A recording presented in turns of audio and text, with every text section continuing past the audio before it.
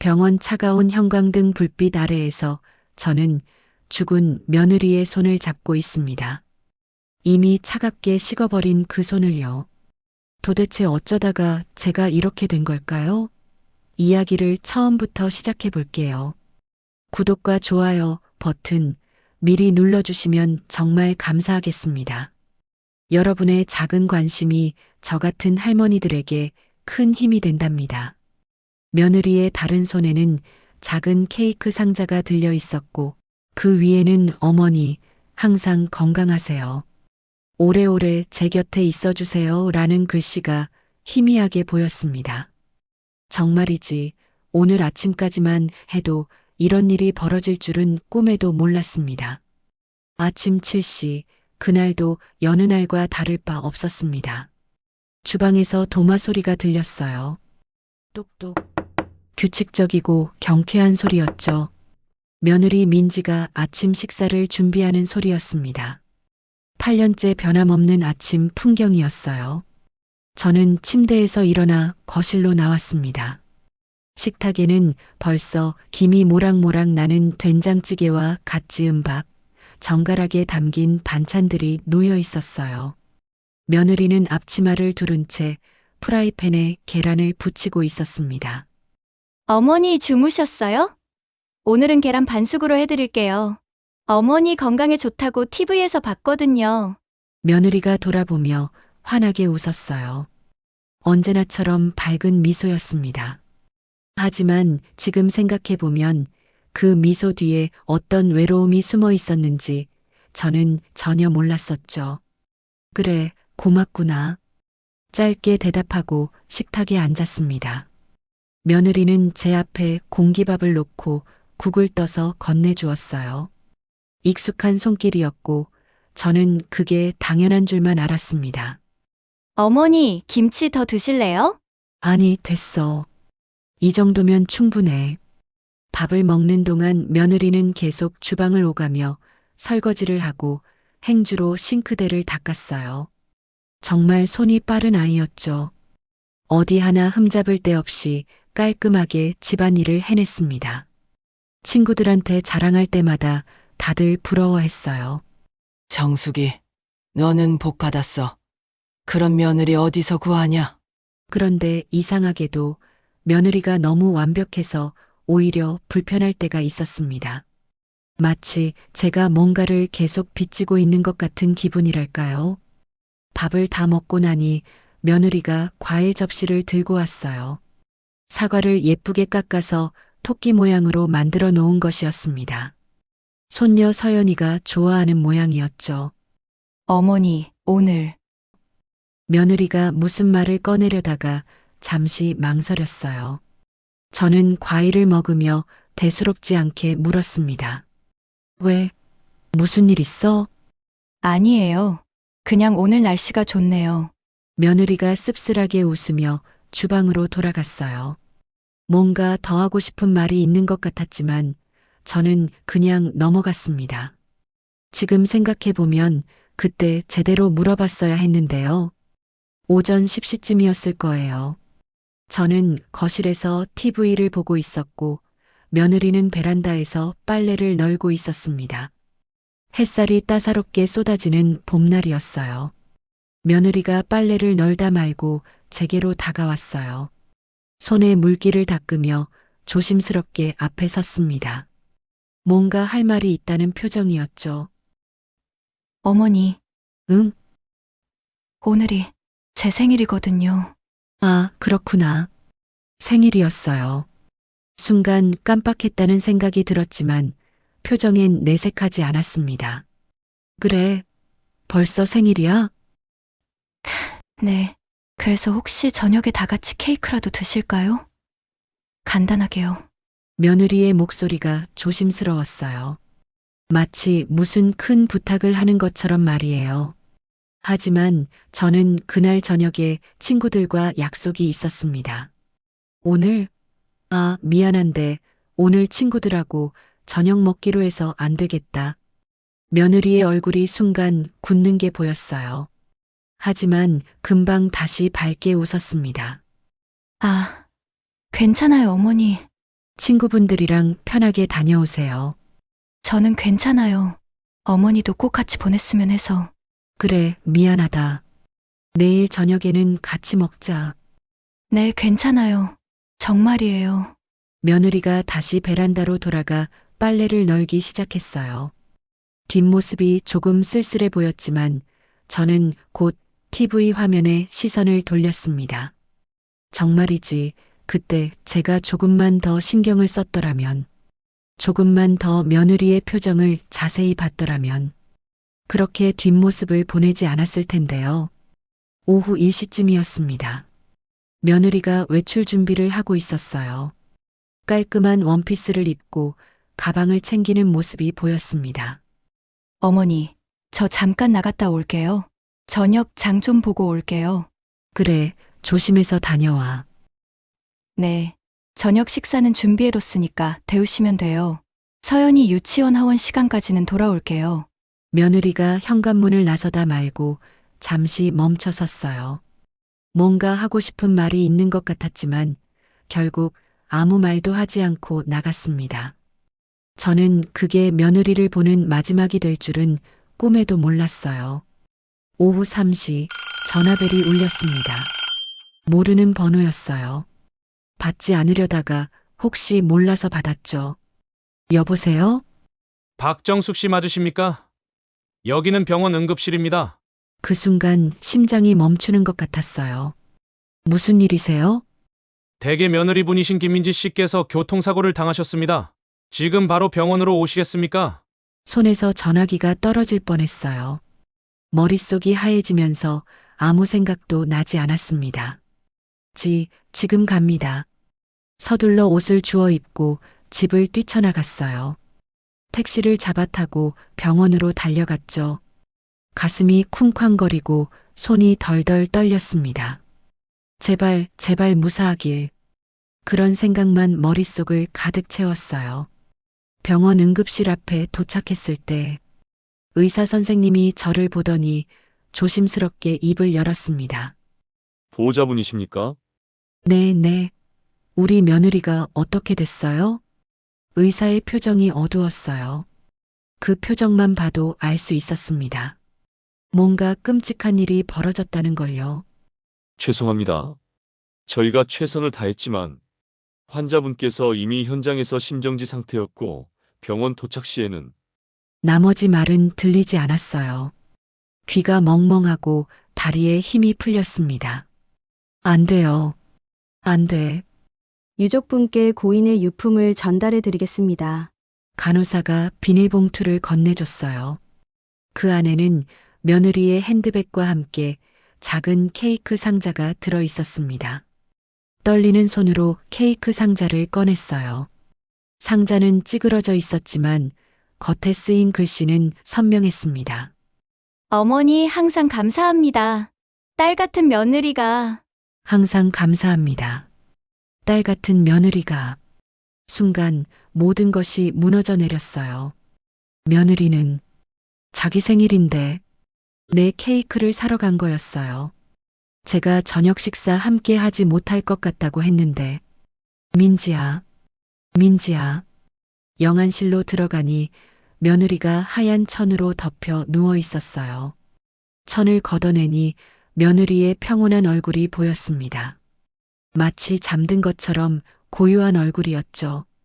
저는 며느리의 차가운 손을 잡았어요. 미안해, 민지야. 내 생일인데 내가 같이 있어줬어야 하는데 내가 나 때문에 눈물이 멈추지 않았습니다. 목이 메어 더 이상 말이 나오지 않았어요. 며느리의 손에 든 케이크를 보며 저는 깨달았습니다. 며느리가 8년 동안 저를 얼마나 생각했는지 저는 단 한 번도 제대로 알아차리지 못했다는 것을요. 내가 뭘 잘못한 걸까? 며느리한테 잘해줬는데. 아니, 정말 잘해준 걸까? 그 순간 이상한 죄책감이 밀려왔습니다. 뭔가 중요한 걸 놓쳤다는 느낌. 며느리에게 정말 필요한 걸 주지 못했다는 느낌이요. 하지만 그게 뭔지는 알 수 없었어요. 장례식장. 사람들이 조문을 왔어요. 며느리의 친구들, 회사 동료들, 동네 사람들까지 모두들 며느리를 칭찬했습니다. 민지는 정말 착한 아이였어요. 어머님을 정말 잘 모셨죠. 효부상을 받아도 될 정도였는데 그 말들을 들으면서도 저는 알 수 없는 공허함을 느꼈어요. 정말 그랬을까? 민지가 정말 행복했을까? 그날 밤 빈집에 돌아왔을 때 집이 너무 조용했습니다. 평소엔 며느리가 부엌에서 설거지하는 소리, 빨래 개는 소리, 청소기 돌리는 소리가 들렸는데 이제는 아무 소리도 나지 않았어요. 거실 소파에 앉아 며느리가 사다 준 케이크 상자를 무릎에 올려놓았습니다. 상자를 열어보니 딸기 케이크였어요. 제가 좋아하는 케이크였죠. 케이크 위에는 작은 초 하나가 꽂혀 있었고 옆에 쪽지가 하나 붙어 있었습니다. 어머니, 항상 건강하세요. 오래오래 제 곁에 있어주세요. 민지 올림. 그 글씨를 보는 순간 눈물이 왈칵 쏟아졌어요. 며느리는 자기 생일에도 저를 생각했던 거예요. 저를 위한 케이크를, 저를 위한 메시지를 준비했던 거죠. 그런데 저는 뭘 했나요? 생일 축하한다는 말 한마디 제대로 하지 않았습니다. 민지야, 미안해. 정말 미안해. 그날 밤 저는 혼자 케이크에 불을 켜고 끄며 울었습니다. 며느리가 받고 싶었던 생일 축하를 이제야 혼자 중얼거리며요. 하지만 너무 늦었어요. 이미 며느리는 차가운 땅 속에 누워 있었으니까요. 며느리가 떠난 지 한 달이 지났습니다. 한 달이라는 시간이 흘렀지만 며느리의 빈자리는 조금도 채워지지 않았어요. 아침에 눈을 뜨면 여전히 부엌에서 도마 소리가 들릴 것 같았고 저녁이면 며느리가 어머니 저녁 드세요라고 부를 것만 같았습니다. 하지만 집은 조용했어요. 너무나도 조용했습니다. 아들 준호는 말없이 출근했고 손녀 서연이는 유치원에 갔어요. 혼자 남은 집에서 저는 며느리 방 앞에 서 있었습니다. 한 달 동안 차마 문을 열지 못했던 그 방이요. 며느리 방은 여전히 정갈했습니다. 문을 열고 들어서니 며느리의 향기가 희미하게 남아 있었어요. 은은한 라벤더 향. 며느리가 좋아하던 향수 냄새였죠. 창문으로 햇살이 들어와 방 안을 밝게 비추고 있었습니다. 먼지 하나 없이 깨끗한 방이었어요. 화장대도 옷장도 책상도 모두 정리되어 있었습니다. 역시 민지답네. 저는 천천히 방을 둘러보기 시작했습니다. 옷장을 열어보니 며느리의 옷들이 가지런히 걸려 있었어요. 수수하지만 단정한 옷들이었죠. 화려한 옷은 하나도 없었습니다. 민지는 자기를 위해선 돈을 안 썼구나. 화장대 위에는 몇 개 안 되는 화장품들이 놓여 있었어요. 다 쓴 립스틱, 반쯤 남은 파운데이션. 며느리는 자기 자신보다 가족을 위해 돈을 쓰는 아이였습니다. 서랍을 하나씩 열어보기 시작했어요. 첫 번째 서랍에는 손수건과 양말들이 가지런히 개켜져 있었고 두 번째 서랍에는 속옷들이 정리되어 있었습니다. 그리고 세 번째 서랍, 가장 깊은 서랍을 열었을 때였어요. 그곳에서 낡은 일기장 한 권을 발견했습니다. 일기장은 생각보다 두꺼웠어요. 표지는 연분홍색이었고 일기장이라는 글씨가 금박으로 새겨져 있었습니다. 겉으로 보기엔 예쁜 일기장이었지만 모서리가 해지고 표지가 너덜너덜한 걸 보니 오래 사용한 것 같았어요. 떨리는 손으로 일기장을 꺼냈습니다. 이걸 봐도 될까? 며느리의 사적인 일기인데. 잠시 망설였지만 결국 일기장을 펼쳤어요. 며느리가 무슨 생각을 하며 살았는지 너무나도 궁금했거든요. 첫 페이지를 넘기는 순간 저는 숨이 멎는 것 같았습니다. 2016년 3월 5일 오늘 시어머니를 처음 만났다. 8년 전 며느리가 우리 집에 처음 인사 온 날이었어요. 그날을 저도 기억했습니다. 봄날이었고 며느리는 하얀 원피스를 입고 왔었죠. 일기는 이렇게 계속되었습니다. 오늘 준호 오빠가 어머니를 소개해줬다. 따뜻한 미소를 가진 분이셨다. 목소리도 부드럽고 손을 잡아주실 때 정말 따뜻했다. 순간 가슴이 뭉클했다. 엄마가 이런 분이었다면 얼마나 좋았을까 하는 생각이 들었다. 어릴 때 돌아가신 우리 엄마도 이런 모습이었을까? 어머니를 보니 갑자기 엄마가 보고 싶어졌다. 7살 때 잃어버린 엄마의 얼굴이 가물가물한데 어머니가 그 빈자리를 조금 채워줄 수 있을까? 나는 좋은 며느리가 되어야겠다. 아니, 좋은 딸이 되고 싶다. 일기를 읽는 순간 가슴이 철렁 내려앉았습니다. 손이 떨렸지만 일기를 계속 읽어내려갔습니다. 2016년 6월 10일 오늘 처음으로 어머니께 음식을 만들어 드렸다. 된장찌개였는데 어머니께서 맛있다고 하셨다. 민지야, 잘 만들었네. 손맛이 좋아라고 하시며 웃으셨다. 그 말을 듣는 순간 울컥했다. 진짜 엄마는 이렇게 칭찬해 주는 건가? 새 엄마는 내가 만든 음식을 한 번도 맛있다고 해준 적이 없었는데 어머니는 다르다. 어머니는 나를 인정해 주신다. 더 열심히 해야겠다. 어머니가 나를 진짜 딸처럼 사랑해 주실 수 있도록. 손이 떨려서 일기장을 제대로 잡을 수가 없었어요. 며느리는 저를 엄마처럼 생각했던 거예요. 단순히 시어머니가 아니라 어릴 적 잃어버린 엄마의 빈자리를 채워줄 사람으로 본 거였습니다. 그런데 저는 뭐라고 했죠? 손맛이 좋네라고만 했어요. 우리 딸 잘했네라고 말 한마디라도 한번 해주지 못했습니다. 2016년 11월 15일 오늘 결혼식을 올렸다. 어머니께서 제 손을 꼭 잡아주시며 우리 며느리 예뻐라고 하셨다. 며느리로서 완벽하게 해내면 언젠가 어머니가 나를 딸처럼 대해주실 거라고 믿는다. 일기장을 읽으면서 눈물이 흘러내렸어요. 며느리는 처음부터 딸이 되고 싶었던 거예요. 하지만 저는 계속 예의 차리며 며느리라고만 불렀던 거죠. 가슴이 미어지는 것 같았어요. 며느리가 원한 건 칭찬이 아니었던 거예요.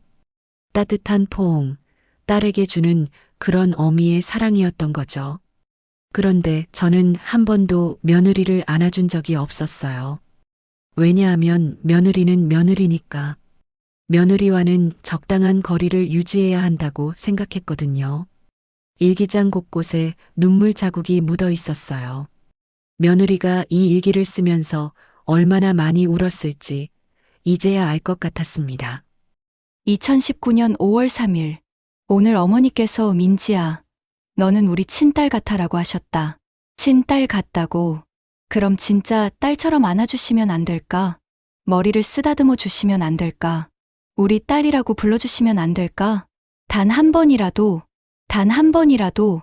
손으로 얼굴을 감쌌어요. 눈물이 멈추지 않았습니다. 민지야, 미안해. 정말 미안해.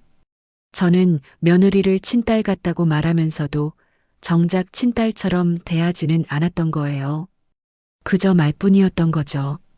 저는 손녀는 꼭 안아주면서 며느리는 단 한 번도 안아주지 않았던 거예요. 일기장을 가슴에 안았어요. 어릴 적 상처 많은 이 아이가 그동안 얼마나 어미의 사랑이 고팠을까. 너무 착하고 티 안 내는 아이라 제 바로 옆에 있으면서도 저는 전혀 눈치채지 못했습니다. 그때였어요. 초인종 소리가 들렸습니다. 황급히 눈물을 닦고 일어나 문을 열었어요. 밖에는 30대 초반으로 보이는 여자가 서 있었습니다. 안녕하세요, 어머님. 저는 민지 대학 친구 은지라고 해요. 아, 민지 친구. 네. 늦었지만 조문 인사드리려고 왔어요. 그리고 어머님께 드릴 말씀이 있어서요. 은지를 거실로 안내했어요. 차를 내오려고 했는데 손이 너무 떨려서 제대로 따를 수가 없었습니다. 일기장을 읽은 충격이 아직 가시지 않았거든요. 은지가 소파에 앉더니 조심스럽게 입을 열었어요. 어머님, 민지 언니가. 어머님 이야기 정말 많이 했어요. 그래, 네. 만날 때마다 어머님이 만들어주신 음식 사진을 보여주고 친엄마 생각난다고. 정말 행복해 보였어요. 그 말을 듣고 조금은 안심이 되었어요. 며느리가 행복했다니 그나마 다행이라고 생각했죠. 하지만 은지의 다음 말이 저를 다시 무너뜨렸습니다. 하지만 어머님, 민지 언니는 항상 한 가지가 아쉽다고 했어요. 뭐가? 은지의 눈가가 붉어졌어요. 어머님이 자기를 며느리로만 대하신다고. 딸처럼 대해주셨으면 좋겠는데 어머님이 절대 그 선을 넘지 않으신다고 했어요. 가슴을 얻어맞은 것 같았어요. 민지 언니는 어릴 때 어머니를 잃었어요. 7살 때였죠. 그 이후로 아버지가 재혼하셨는데 새어머니는 민지 언니를 사랑해 주지 않았어요. 오히려 구박했죠. 민지 언니는 평생 엄마의 사랑을 받아보지 못했어요. 은지가 손수건으로 눈물을 닦았어요. 그래서 어머님을 만났을 때 민지 언니가 정말 행복해 했어요. 드디어 엄마가 생겼다고, 이런 어머니를 기다렸다고 말했어요. 민지 언니는 어머님을 시어머니가 아니라 진짜 엄마처럼 사랑했어요. 저도 모르게 눈물이 흘러내렸어요. 하지만 어머님께서 민지 언니를 계속 며느리로만 대하시니까 민지 언니가 많이 속상해 했어요. 어머님이 나쁘다는 게 아니에요. 그냥 민지 언니가 원한 건 며느리로서의 칭찬이 아니라 딸로서의 사랑이었던 것 같아요. 말문이 막혔어요. 뭐라고 대답해야 할지 알 수 없었습니다. 어머님, 민지 언니가 마지막으로 저한테 이런 말을 했어요. 은지야, 나는 다음 생에는 꼭 어머니의 진짜 딸로 태어나고 싶어. 그 순간 저는 더 이상 참을 수 없었어요. 와락 눈물을 쏟으며 고개를 숙였습니다. 제가 너무 몰랐어요. 어머님, 민지 언니가 그렇게 외로워하는지, 엄마의 사랑과 그리움이 그렇게 심했는지, 아마 잊고 살다가 너무 좋으신 어머니를 만나서 더 그리워진 게 아닌가 싶어요. 은지가 제 손을 꼭 잡아줬어요. 어머님, 이제라도 알게 되신 게 다행이에요. 민지 언니도 그걸 바랐을 거예요. 은지가 돌아간 후 저는 다시 며느리 방으로 갔어요. 바닥에 떨어뜨렸던 일기장을 다시 집어들고 남은 페이지들을 읽기 시작했습니다. 며느리의 진심을, 며느리의 외로움을, 며느리의 사랑을. 8년 동안 제 곁에 있었지만 제가 전혀 알지 못했던 며느리의 진짜 마음을 알기 위해서요. 일기장 곳곳에는 어머니, 엄마, 우리 딸이라는 단어들이 가득했습니다. 며느리가 얼마나 간절히 바랐는지 그 흔적들이 고스란히 남아 있었어요. 민지야, 미안해. 정말 미안해. 내가 너무 몰랐어. 일기장을 읽기 시작한 지 벌써 몇 시간이 흘렀을까요? 창밖은 어느새 어두워지고 있었어요. 하지만 저는 전등도 켜지 않은 채 며느리의 침대에 앉아 일기를 계속 읽고 있었습니다. 한 장, 한 장 넘길 때마다 가슴이 찢어지는 것 같았어요. 그 웃음 뒤에 이렇게 깊은 외로움이 숨어 있었다니. 그리고 드디어 마지막 페이지. 2023년 4월 15일. 오늘 내 생일? 어머니께 용기 내서 다 같이 저녁 먹자고 했는데 거절하셨다. 친구들과 약속이 있으시다고. 괜찮아. 대신 어머니를 위한 케이크를 사드려야지. 어머니가 좋아하시는 딸기 케이크. 어머니가 한 입 드시고 우리 딸 고맙다라고 해주시면, 아, 나는 딸이 아니지. 그래도 괜찮아. 오늘은 내 생일이지만 어머니를 위한 날로 만들고 싶다. 어머니, 감사해요. 비록 며느리지만 딸의 마음으로 드리는 사랑이에요. 그게 마지막 일기였어요. 그날 오후 며느리는 제 케이크를 사러 나갔다가 돌아오지 못했습니다.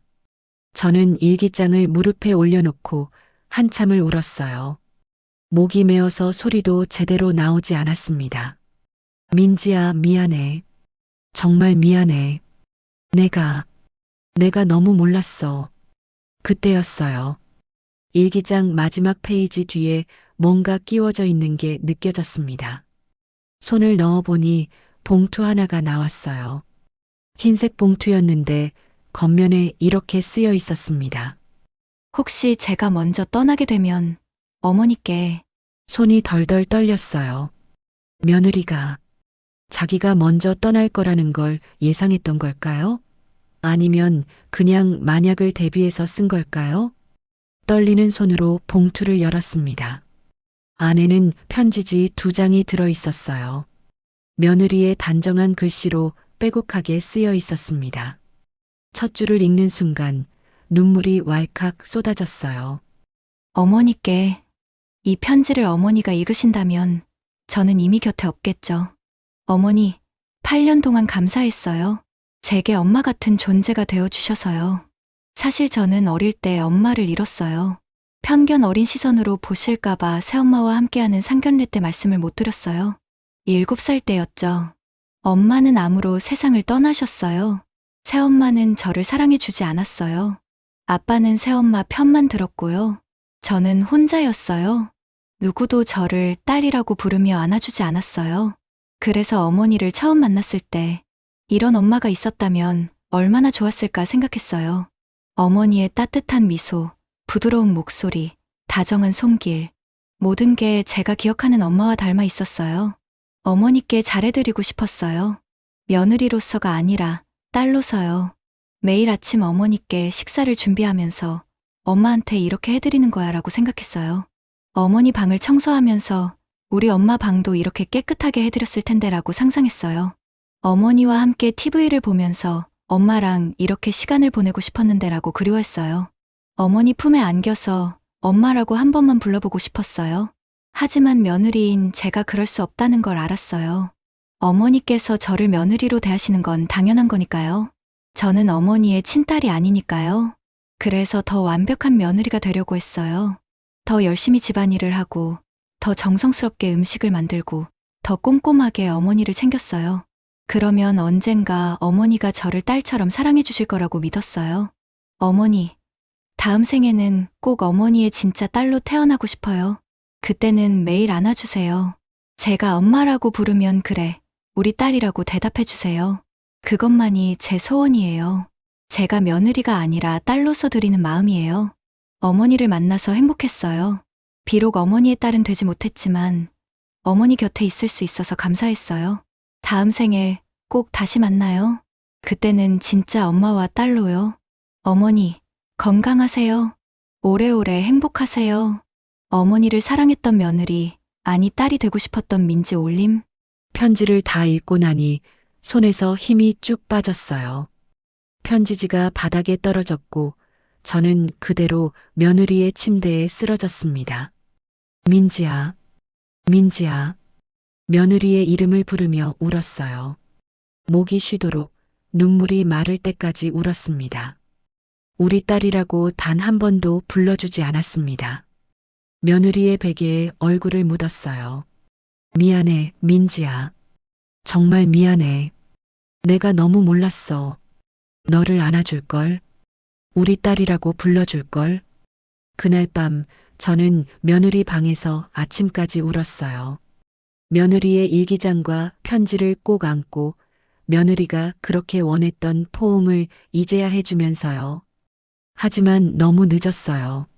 며느리는 이미 차가운 땅 속에 누워 있었으니까요. 며느리가 떠난 지 1년이 흘렀습니다.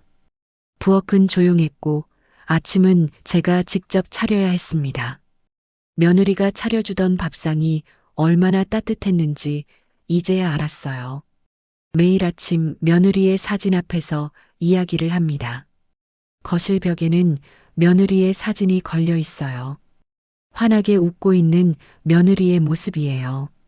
하지만 이제는 그 웃음 뒤에 숨어 있던 외로움을 알기에 그 사진을 볼 때마다 가슴이 아픕니다. 오늘 아침에도 며느리 사진 앞에 섰어요. 민지야, 오늘도 내 이야기 하려고 왔어. 제가 말을 걸자 사진 속 며느리가 웃고 있는 것 같았어요. 어제는 친구들한테 내가 얼마나 좋은 며느, 아니 딸이었는지 말했어. 진작 이렇게 너를 자랑할 걸 그랬어. 이제는 며느리를 우리 딸 민지라고 부릅니다. 너무 늦었지만 마음속에서라도 딸로 받아들인 거예요. 민지야, 내가 원했던 거 이제야 해주고 있어. 너무 늦었지만 사진을 향해 손을 뻗었어요. 마치 며느리를 안는 것처럼요. 우리 딸 보고 싶어. 손녀 서연이가 유치원에서 돌아왔어요. 할머니! 서연이가 제게 달려와 안겼습니다. 저는 서연이를 꼭 안아줬어요. 예전에는 손녀를 안아주는 게 당연했는데 이제는 안아줄 때마다 며느리 생각이 나요. 할머니, 왜 자꾸 안아줘? 서연이가 고개를 갸웃거리며 물었어요. 그냥 우리 딸이 보고 싶어서. 엄마? 응, 내 엄마. 할머니의 딸. 서연이가 제 목에 팔을 감았어요. 할머니, 나도 엄마 보고 싶어. 그래, 할머니도 보고 싶어. 정말 많이. 저는 서연이를 안으며 눈물을 흘렸어요.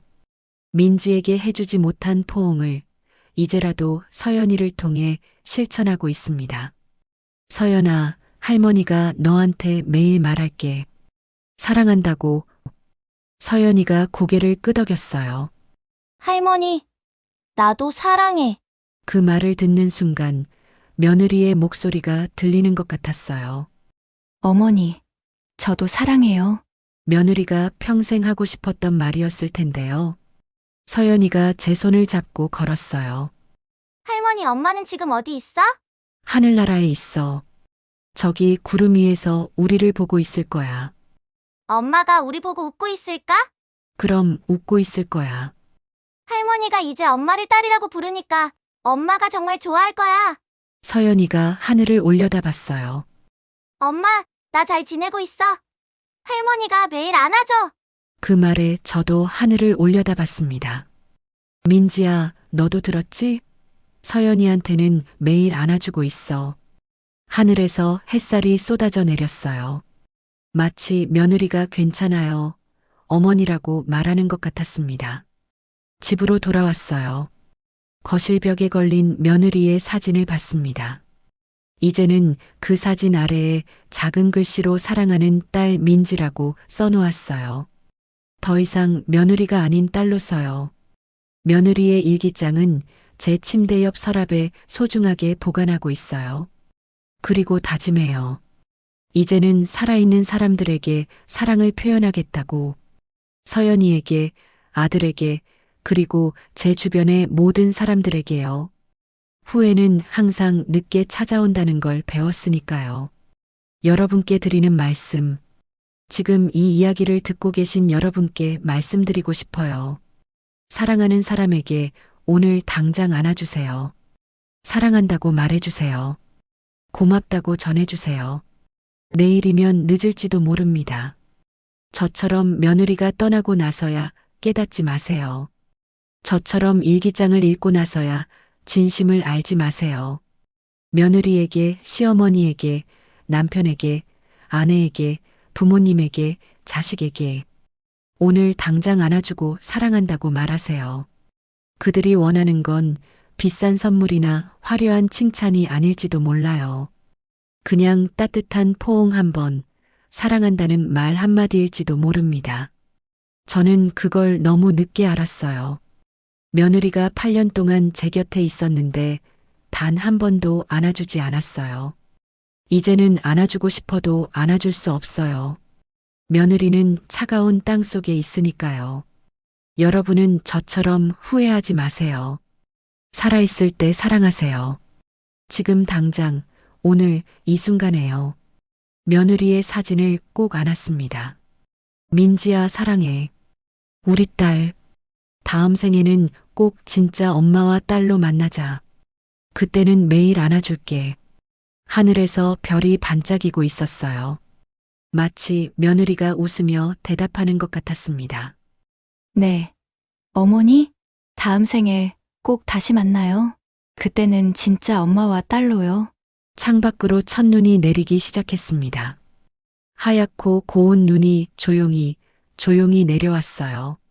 며느리가 보내는 마지막 선물 같았습니다. 저는 창가에 서서 눈을 바라보며 중얼거렸어요. 민지야, 고마워. 내가 우리 가족이었어서, 내가 내 딸이 되고 싶어 해줘서, 미안해, 그리고 사랑해.